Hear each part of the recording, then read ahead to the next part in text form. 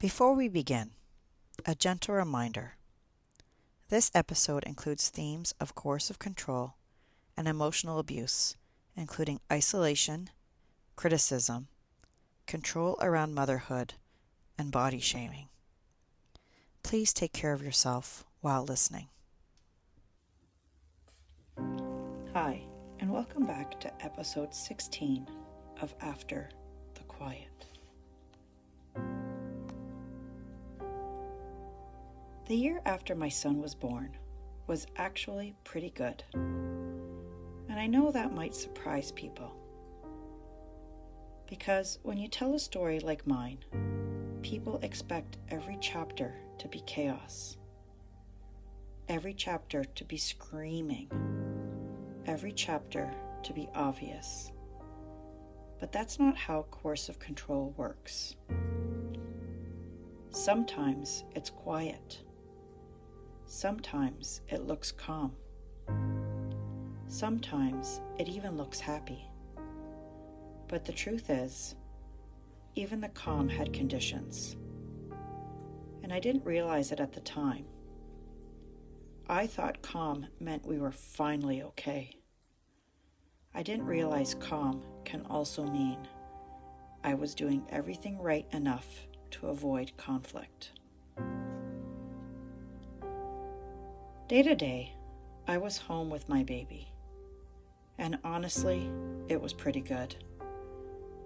He was such a good baby. And we developed a routine. A routine that worked. A routine that helped me keep the house going. I could feed him, change him, entertain him, and still somehow keep up with the household. And I felt proud of that. Because I wanted to be a good mom. I had always wanted to be a mother. And I loved being with my baby. That part was real. That part was mine. But I was alone most of the day. And that's something people don't always understand. Because being home with a baby can look peaceful. It can look like you're lucky.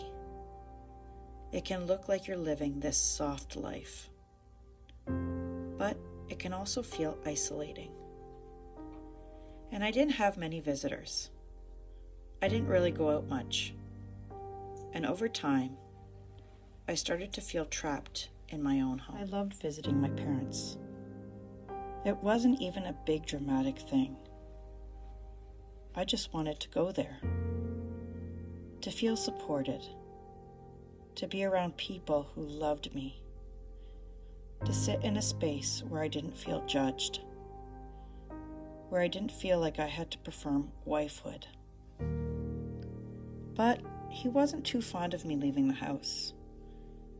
He felt like I had too many things to do at home. And it's hard to explain how small that makes your world. Because it's not him saying you're not allowed. It's him making you feel irresponsible for wanting to go. Like you're failing if you choose connection. Like the house should always come first. Like being home means you owe everyone your time. And even after we had a baby, some things didn't change. He continued to hang out with his friends on Friday nights to play hockey. And I want to say this carefully, because I know people will think, well, dads should be allowed to have hobbies. And I agree. But what I noticed was the imbalance. He could leave. He could have time. He could be social. And I stayed home. And sometimes I actually felt relief when he left, because I could get things done and I wouldn't have to hear him complain. And that's a strange feeling, to feel relief when your partner leaves. That's not normal peace. That's survival peace.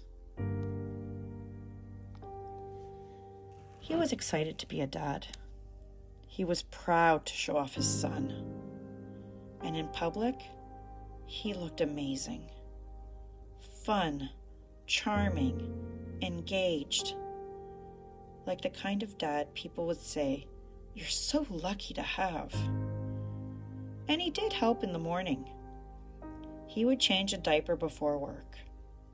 And for a while, our relationship felt calm. It felt like maybe the baby had softened him. It felt like maybe we were finally okay. But motherhood became another place where control showed up. Because I breastfed my son, and I breastfed for over a year, and he complained about it. He didn't like it. He would say that if the baby took a bottle, I could just leave the baby and spend more time with him. And I remember feeling confused by that. Because breastfeeding wasn't just feeding. It was comfort. It was bonding. It was routine. And it was what worked for us. But to him, it was like my baby was in the way. Like my baby was competing with him. Like my attention belonged to somewhere else.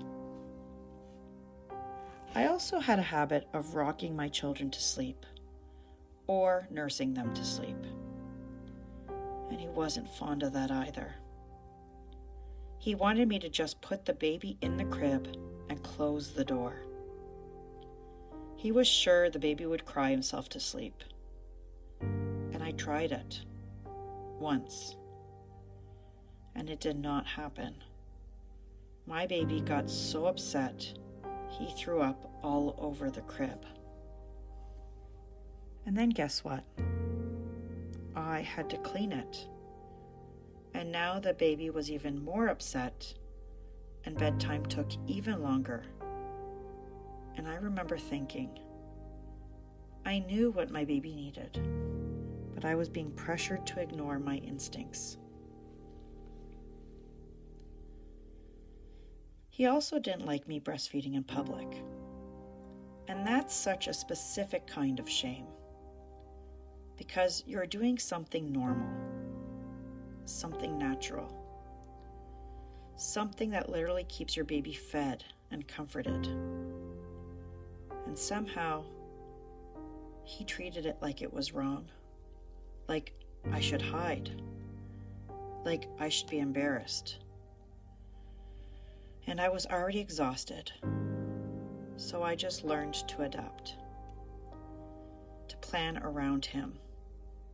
To minimize anything that might cause tension. At night, I wasn't really worried about waking him. He slept really well.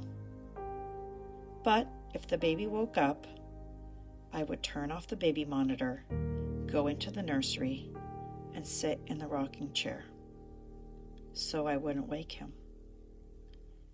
And that detail matters, because it shows the role I was in. I was managing everything. Feeding, bathing, entertaining, naps, bedtimes, night wake-ups. I was the system. He changed the first diaper of the day. He would play with the baby for a bit when he got home from work while I prepped his dinner.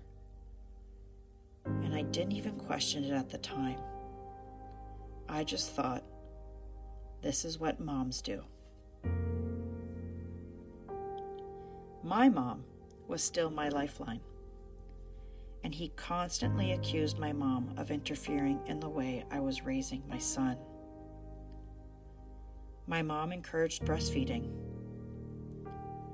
His mother did not. And instead of it being a conversation, it became another battleground. Another place where I felt like I was doing something wrong. Another place where I was being told that the way I mothered wasn't acceptable. And he also didn't like the fact that I talked to my mom daily. But at least by then, most of my calls were while he was at work. I adjusted. I always adjusted. When it came to money, I was able to buy what I needed for the baby. Where his son was involved, money was no object. And that's another thing that's hard to explain to people. Because someone can be so generous and still controlling. Someone can provide and still make you feel small. Someone can look like a good man and still be emotionally unsafe. He didn't like one thing, though. For my son's baptism, I used a family heirloom. My son was baptized in a baptismal gown, and he was furious because it looked like a dress. And I remember thinking, we're talking about a baby. We're talking about a tradition. We're talking about something meaningful. And still, he found a way to make it about control. And then there was my body. There was so much pressure to bounce back. He commented constantly on my weight, my appearance, that I wasn't sexy enough for him. He hated that I stayed home and wore tracksuits. He wanted me to dress up, do my hair, wear makeup for when he got home from work. He wanted me to be a Stepford wife. And I remember feeling like I wasn't allowed to just exist. I wasn't allowed to be tired. I wasn't allowed to be postpartum. I wasn't allowed to be human. I had to be perfect. He compared me to other women constantly. So-and-so just had a baby and she still takes care of her body. So-and-so just puts her baby in the crib and doesn't hold her baby all day. So-and-so just had a baby and has time to work from home, take care of the house, and make her husband dinner. And every time he said things like that, it chipped away at me. Because no matter what I did, it wasn't enough. There was always someone else I was being measured up against. And I constantly felt like I was failing. From the outside, everyone thought we had it all. We had the nice house, 2 cars, his motorcycle, a dog and a cat. He was charming. He looked like the fun dad always playing with our son in public. And it looked like a picture-perfect life. And I was doing everything I could to maintain that image. I was hiding my insecurities, hiding my sadness, trying to look like a perfect family, because I didn't even know how to admit that I felt lonely. I felt guilty for thinking that, because I had always wanted to be a mother. So why wasn't I just grateful? I don't recall a major fight that year, and that's important too. Because sometimes people think abuse only counts if there's an explosion. But what I remember most is the sadness. The constant feeling that I wasn't what he wanted. He would tell me I spoiled our baby. But then he would complain that I spent too much time with the baby and not enough time with him. And I was young. I was naive. I was only 26. It was my first baby. I didn't know what I was supposed to be like. But instead of trusting my instincts, I was busy trying to keep up with the idea of these perfect wives and moms out there from his stories. Stories that always made me the one who wasn't enough. Looking back now, I can see it clearly. I wasn't failing. I was being shaped. I was being trained to doubt myself, even in motherhood, even in the most natural, instinctual season of my life. I was being taught that I was doing it wrong, unless I did it his way. And that's what control does. It doesn't always scream. Sometimes it whispers. Sometimes it compares. Sometimes it shames. Sometimes it convinces you that you are lucky to be loved at all. If you're listening and you've ever felt like you couldn't mother in peace, if you've ever felt judged for following your instincts, if you've ever felt like you had to choose between being a good mom and being a good wife, I want you to hear me. You're not crazy. You're not weak. And you are not failing. You deserved support. You deserved tenderness. You deserved a partner who didn't compete with you and your baby. Thank you for listening. This is After the Quiet.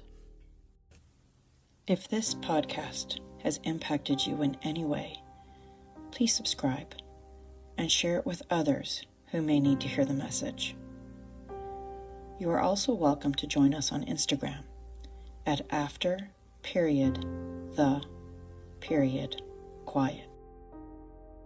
If you need support, please reach out to someone you trust or a local support service. You are not weak for needing help. You are human. And if no one else has told you this today, your voice matters.